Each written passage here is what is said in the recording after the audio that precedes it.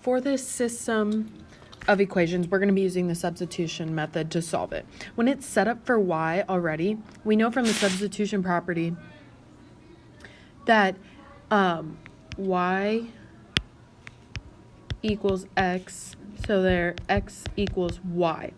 So anytime we have a y, we can substitute an x in for that. So down here, I could substitute an x in for that to make x equals x, which is true. So I'm going to do that over here. But they're both set equal to y. So to solve for x, I need to get all the x's together, because when it has one variable in it, then I can solve for that variable. So I'm going to set this up as 8x minus 6 is equal to 5x plus 9 because of this right here. Because this, in this equation right here, 5x plus 9 equals y. So I can replace the y in this equation to 5x plus 9, or vice versa. X minus 6 equals y in this equation. I could replace that down here, which is what we did right here. Now I'm just going to solve for x to then have that part of the equation. I'm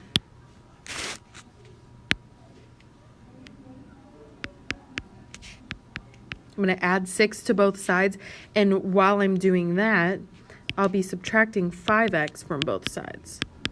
These will cancel, and I'll have a finished line of 3x equals 15. I will then divide by 3 to get x equals 5. Now, here's where you get to make the decision. You can choose which equation to put x into. So you can choose the first one, or you can choose the second one, put x in for that, and you'll get the same y value. Now we're looking for y. So I'm just going to choose the first one. I've got y equals 8 times 5 minus 6. And then I'll just work that out and solve for y. So I've got y equals 40 minus 6 with a finished product of y equals 34. Now we can check this. To check this, we got a finished ordered pair of 5, 34. We will then just take that and plug those values in the first equation and see if that statement becomes true, and as well in the second statement.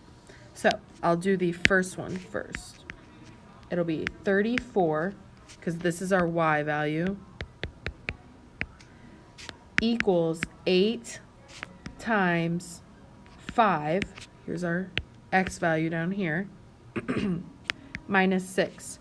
34 equals 40 minus 6. 34 equals 34.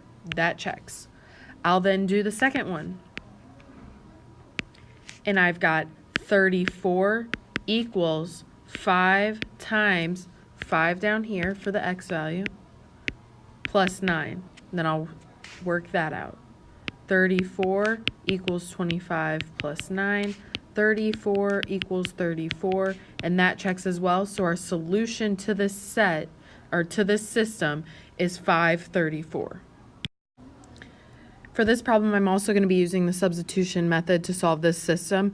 And when I go to do this, I'm going to take a look at both of my equations in my system, and I'm going to choose the equation that has a variable without anything in front of it, if able to then solve it for that variable. So, for example, on the second equation, I've got negative 2x plus y. There's nothing. It's just the y. That variable is alone. Equals 7. So I'm going to solve this equation here for y. I will do that by adding 2x to both sides.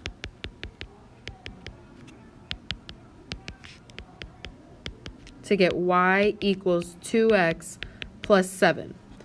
Now, I have that what y equals. Because of the substitution property, I then can take this and replace it anywhere I see a y in that first equation. So I'll have negative 5x plus 4 times 2x plus 7 equals 19. To get negative 5x plus 8x plus 28 equals 19. I will then be combining like terms. So I will have 3x, and at the same time I will subtract 28 from both sides. To get 3x equals negative 9, I will then divide by 3 to get x equals negative 3. Once I get to that point, I then can take this and go back to the transformation of my second equation and plug in x there. That will look like y equals 2 times negative 3 plus 7. Then I'll solve for y. So y equals negative 6 plus 7 to get a total of y equals 1. Again here, I have my answer of negative 3, 1. That's the solution to my system, but I need to check it. I will do that by plugging in the x and y values on the top. So I've got negative 5 times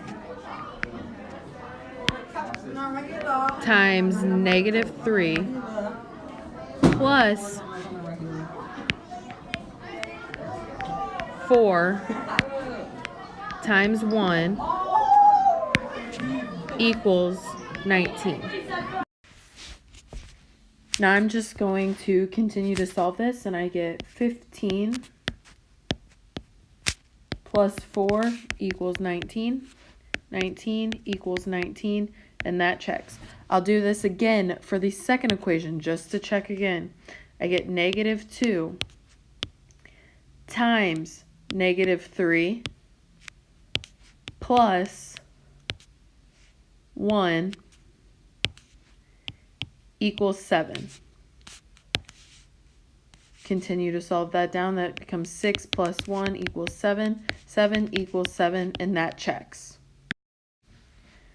Then on this last one, I'm going to use the substitution method again, and I'm going to look at this equation here because it's already solved for y. So once it's solved for y, I'm going to take this value here and plug it into the y here, because anywhere I see a y there, using the substitution property, I know I can do that. So I'm going to solve for x by working out this equation and substituting 3x minus 11 in for y. So it becomes negative 2x plus 3 times 3x minus 11, that's what we're substituting in, equals 2.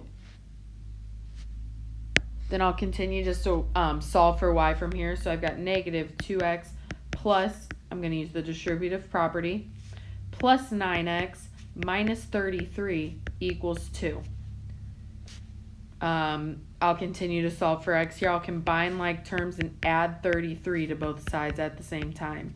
So that becomes 7x equals 35, divide by 7 to get x equals 5. From here, I will then take what we found for x and plug it into this equation because it's already solved for y, so it'll just give us that value of y when we substitute in for x.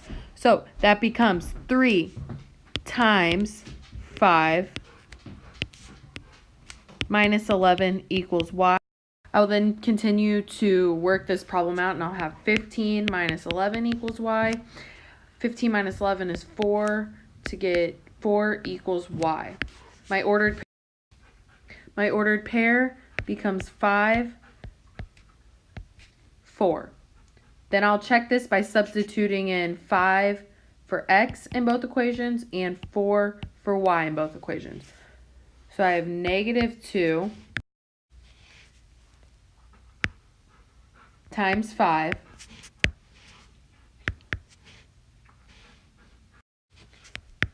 plus 3 times 4 to equal 2, and I'll work that out. I've got negative 10 plus 12 equals 2. Negative 10 plus 12 is 2. 2 equals 2, and that checks. I'll do that again for the second equation. I've got 3 times 5, that's our, minus 11 equals 4, which is my y value over here. And then I'll just work this out to get 15 minus 11 equals 4. And 4 equals 4. That's true, and that checks out. So this is my solution.